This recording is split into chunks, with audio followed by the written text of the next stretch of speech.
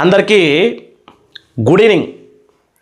ఈ శుభ సాయంత్రం మీకు చాలా మంచి వార్త పట్టుకొచ్చినాయి. ఎట్లా అంటే దువ్వాడ దువ్వించుకోబోతా ఉన్నాడా.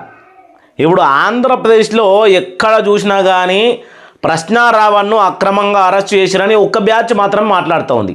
మరి ఆ బ్యాచ్కి చెందినటువంటి వాడే ఈ దువ్వాడ శ్రీనివాస్ ఎమ్మెల్సీ.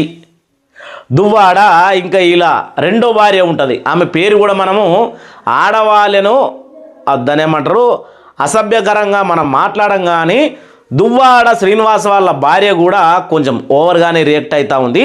అసలు దువ్వాడ శ్రీనివాసు ఏం మాట్లాడాడు మీరు వీడియో చూస్తూ ఉన్నారు కదా. ఏం మాట్లాడాడు? ఎవరైనా సరే అటువంటి మాటలు మాట్లాడితే మామూలు వాళ్ళకు కూడా రోమాలు నిక్కబొడిచి చీమూనెత్తురు ఉంటే పౌరుషం అనేది వస్తుందా రాదా అనేది మీరు కామెంట్ చేయాలి. అసలు దువ్వాడ దువ్వించుకోబోతాడు అన్నాడా లేదా అనేది మీరు చెప్పాలి.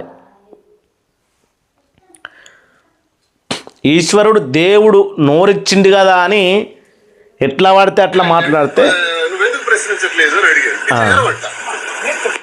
పవన్ కళ్యాణ్ అంటే పీకే పీకే అంటే పిచ్చి నా కొడక కనబడుతుందా? నీకు ఒక్క సవాలు చెప్తున్నాను. కొడక దమ్ముంటే రింగులోకి నువ్వు నేనే అంటావు. ఒక్క దెబ్బకు నాకౌట్ చేసి పడేస్తాను. లంచ పడకలకి ఒక్క దెబ్బకు నాకౌట్ చేసుకోటి పడేస్తాను. మీకు ఇది వినిపించలేదేమో, మళ్ళొక్కసారి వినిపించబోతా ఉన్నా. వాళ్ళ అమ్మని అన్నాడు లాస్ట్కు లంచ ఇక డైరెక్ట్గా ఓపెన్గా మాట్లాడుకుంటే లా కొడక ఒక డిప్యూటీ సీఎం అనే పక్కన పెట్టేసి వాళ్ళ అమ్మ ఏమన్నది, వాళ్ళ అమ్మను మాట్లాడే మాటలు అవి. మళ్ళొకసారి మీరు విని తర్వాత దువ్వాడ శ్రీనివాస్ను దువ్వినా తప్ప రైట్ అనేది మీరు చెప్పాలి.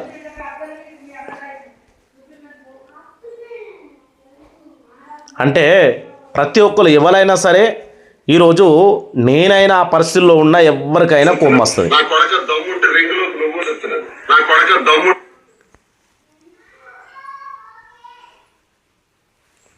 నువ్వు నేనే అంటావు.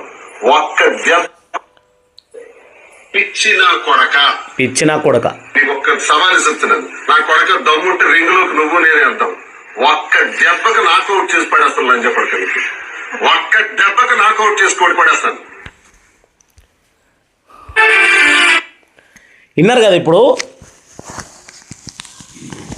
కొడక లా కొడక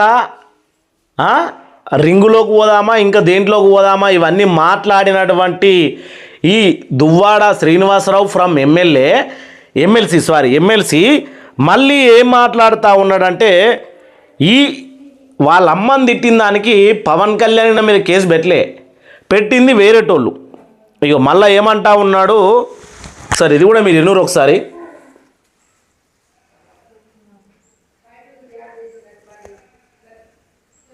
నేనే విమర్శించేటప్పుడు చంద్రబాబు నాయుడు గారిని విమర్శించినా, పవన్ కళ్యాణ్ గారిని విమర్శించినా నేరుగా వాళ్ళు నా మీద కంప్లైంట్ పెట్టాలి. వాళ్ళు పెట్టలేదే. పైగా పవన్ కళ్యాణ్ నాకు తెలియదు అంటున్నారే.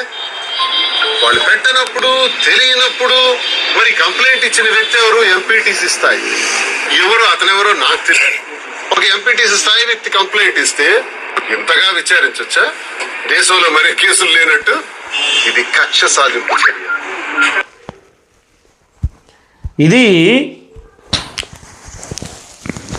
దువ్వాడ శ్రీనివాస్ మాట్లాడుతున్నటువంటి వాక్యాలు ప్రతి ఒక్కళ్ళు ఇప్పుడు మీ మనస్సాక్షిని బట్టి, మీ హృదయాన్ని బట్టి, మీరు చూసినటువంటి మీరు విన్నటువంటి మాటల్ని బట్టి ఈ వీడియో కింద కామెంట్ చేయండి. ఎందుకంటే ఇప్పుడు నువ్వు పవన్ కళ్యాణ్ వ్యక్తిగతంగా ఫ్యామిలీని దూషించినావు, ఆయనను దూషించినా పర్లేదు.